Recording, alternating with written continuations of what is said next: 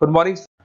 ये वीडियो मैं उन स्टूडेंट्स के लिए बना रहा हूँ जो आने वाले टाइम में डॉक्टर बनने वाले हैं और साथ ही साथ अभी आप लोगों ने 12th का एग्जाम दिया है और नीट का एग्जाम भी आपने दिया होगा। बहुत अच्छा स्कोर आया है आपका और अगर स्कोर अच्छा आया है तो आप एमबीबीएस के लिए भी जा सकते हैं और वेटनरी के लिए भी जा सकते हैं। दो ऑप्शंस अवेलेबल है आपके पास में।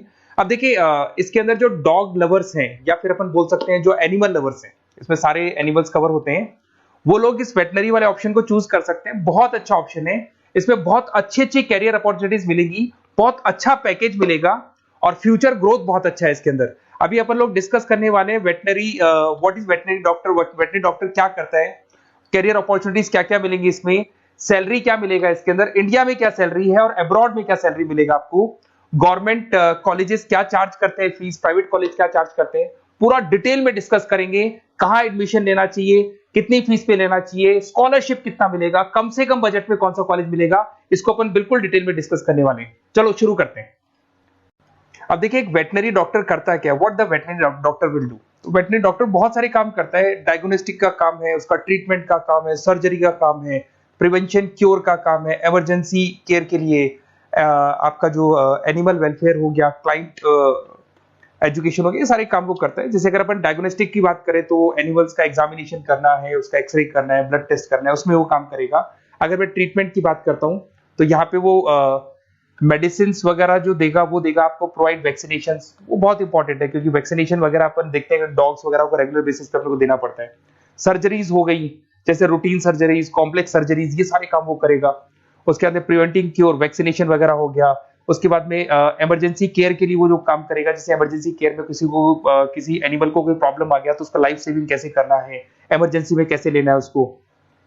एनिमल वेलफेयर में जैसे जो एनिमल वेलफेयर ऑर्गेनाइजेशन होती है उसमें वो काम करेगा। उसके बाद में क्लाइंट एजुकेशन हो गया, जो भी आपके क्लाइंट्स होंगे जो डॉग रखते हैं, जो भी पेट रखते हैं, उनको क्या खिलाना है, उनको कैसे रखना है, उसके ऊपर डिस्कशन करेगा सारा का सारा। अब देखिए मेन चीज इसमें आती है कैरियर अपॉर्चुनिटीज। क्या कैरियर अपॉर्चुनिटीज होगी, आप डॉक्टर बन जाएंगे तो डॉक्टर बनने के बाद में आपकी जॉब कहां लगेगी या फिर अपना खुद का प्राइवेट बिजनेस खोलेंगे, कैसे करेंगे आप। इसमें सबसे बढ़िया ऑप्शन है प्राइवेट क्लिनिक्स। ये लोग अपना खुद का प्राइवेट क्लिनिक खोलते हैं, small animal, large animal, mix दोनों के लिए खोल सकते हैं। तो प्राइवेट क्लिनिक के अंदर बहुत अच्छी अर्निंग है, अपन उसका जो सैलरी पार्ट है वो भी डिस्कस करेंगे नीचे। उसके बाद में आपका एनिमल हॉस्पिटल्स हो गए, प्राइवेट और गवर्नमेंट दोनों हॉस्पिटल हैं जहां पे जॉब लग सकती है। रिसर्च इंस्टीट्यूट्स हो गए जहां पे आपका जॉब लग सकता है, जैसे फार्मास्यूटिकल कंपनी हो गया, गवर्नमेंट एजेंसीज हो गया, यहाँ पे जॉब लग सकता है।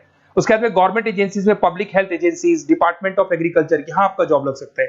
कुछ लोग बोलते हैं जू हो गया, वाइल्ड लाइफ सेंचुरी हो गई, वहां आपका जॉब लग सकता है, जू, एक्वेरियम, यहाँ पे लग सकता है, वाइल्ड लाइफ सेंचुरीज में लग सकता है। उसके अलावा फूड प्रोडक्शन इंडस्ट्रीज हो गई, जैसे लाइफ स्टॉक प्रोडक्शन हो गया, जैसे कोई मुर्गियों का बिजनेस करता है या मुर्गियों का फार्म है, वहां पे जॉब लग सकता है आपका। एनिमल वेलफेयर एडवाइस के लिए जॉब लग सकता है आपका। कुछ नॉन प्रॉफिट ऑर्गेनाइजेशन होती है जो एनिमल्स के लिए खुली हुई है और उनका ऑब्जेक्टिव होता है कि कोई भी अगर एनिमल के साथ कोई प्रॉब्लम है तो वो लोग सॉल्व करते हैं उसको, उसका कोई चार्ज नहीं है, वहां आपका जॉब लग सकता है। उसके बाद में पेट और फूड न्यूट्रिशन, क्या खिलाना है, जैसे आपने सुना होगा डॉग्स को पेडिग्री देते हैं अपन, वैसे कौन सी चीज खिलानी चाहिए, क्या नहीं खिलाना चाहिए, उसकी जो जितनी मेडिसिन बनेगी या जितने फूड बनेंगे वहां जॉब लग सकता है आपका। उसके अलावा आपका स्कूल्स एंड कॉलेजेस में आपका जॉब लग सकता है एज अ फैकल्टी। पढ़ने के बाद में अगर आपका इंटरेस्ट है फैकल्टी बनने का तो वहां आपका जॉब लग सकता है।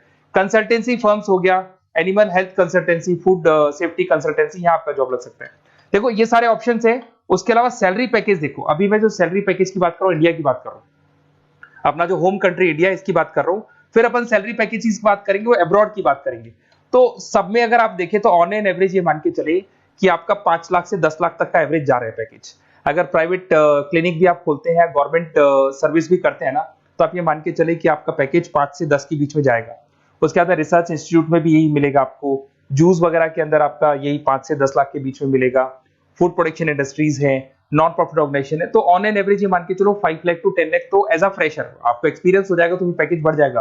कंसल्टेंसी फर्म से यहाँ लग सकते हैं।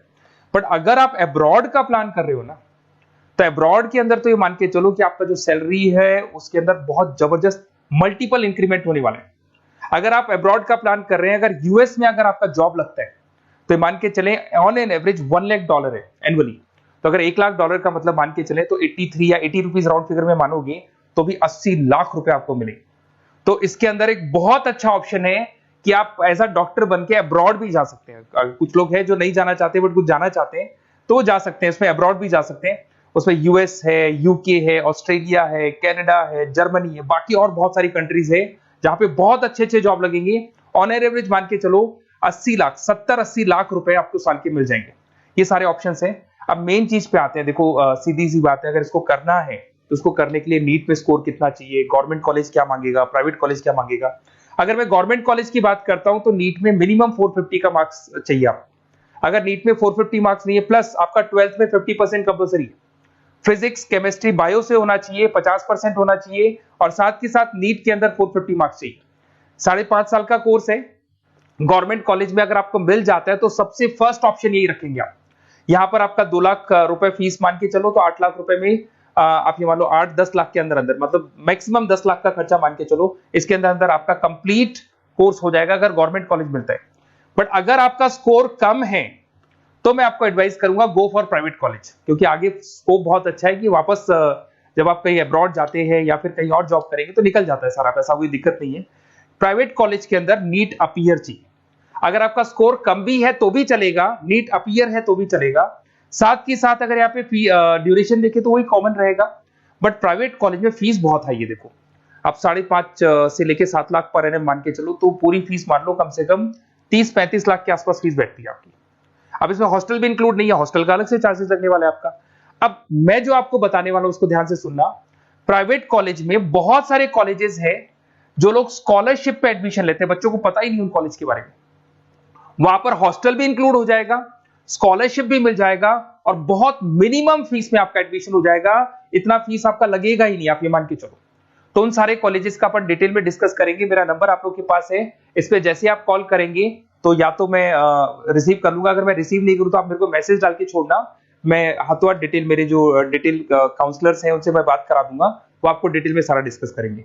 Okay, best of luck. कोई प्रॉब्लम हो, ये नंबर है मेरा, इस पे कॉल कर सकते हैं। Okay, best of luck.